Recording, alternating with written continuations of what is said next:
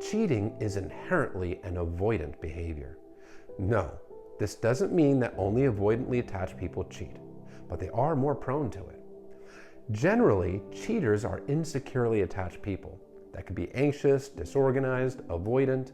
It can be people with personality disorders such as narcissism, because yes, narcissists are insecurely attached people. But cheaters generally have insecurity. Secure and securely attached people generally do not cheat because they have a good sense of self. They have a self-love in a healthy way. Insecure people, especially avoidants, they have a lack of self-worth, a low self-esteem. They often feel that they are unlovable, unworthy people, that they are bad people. So they look for ways to feel better about themselves. And one of these ways is often cheating, because the cheating gives a dopamine rush, oxytocin rush. The feel-good chemicals are firing off in the brain with all this validation and infatuation.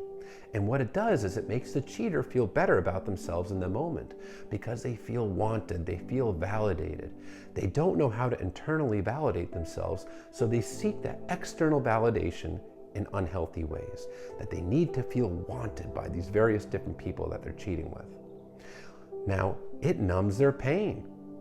It makes them feel better about themselves in the moment. It helps them avoid the painful emotions and attachment wounds that they don't want to face.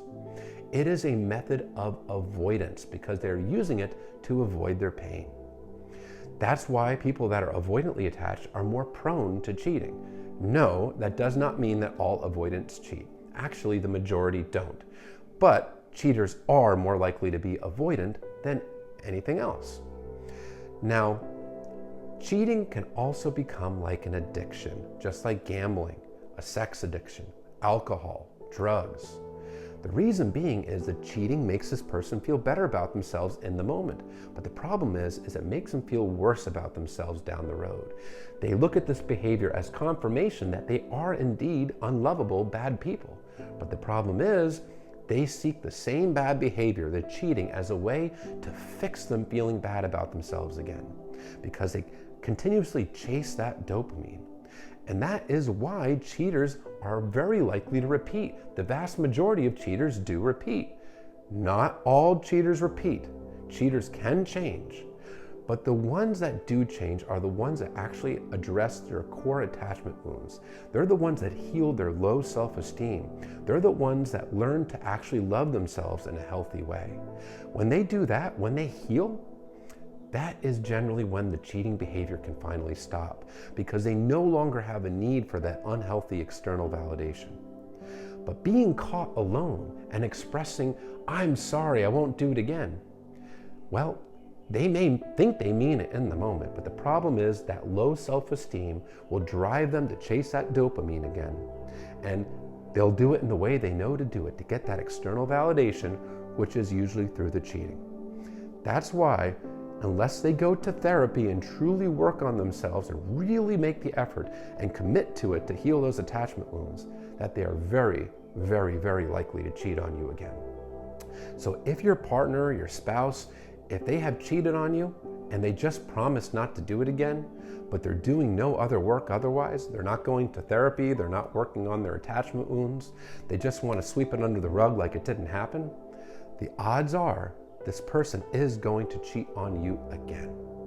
And it is inherently an avoidant behavior.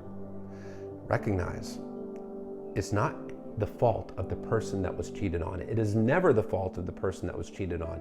Even if that person has made mistakes in the relationship, or even if they're a bad partner, cheating is still a choice. It's a selfish choice, because that person is only thinking of themselves and making themselves feel good in the moment. They're only considering themselves. They're not considering the painful impact it will have on their partner.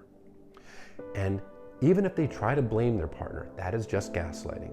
It is always the responsibility and the fault of the cheater.